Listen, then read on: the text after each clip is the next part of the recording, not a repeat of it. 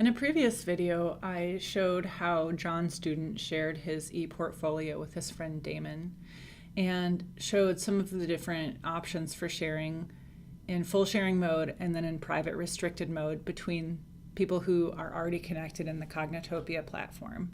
I wanted to show you how to modify that setting if you're a supported person. In this case, Pam Teacher supports both Damon and John.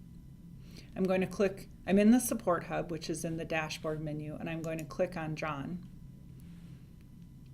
You'll see in the lower right-hand corner there's a button for sharing, and I'm going to click on that. Would you like to keep full sharing off for your student John?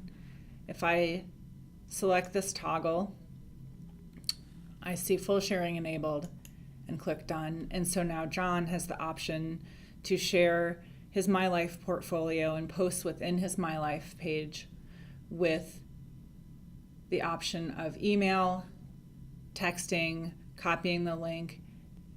And now that I'm back logged in as John and I want to share an individual post, I do see that full sharing has been turned back on and I'm allowed to share with a connection, email the link, text the link, or copy and paste it in a different format.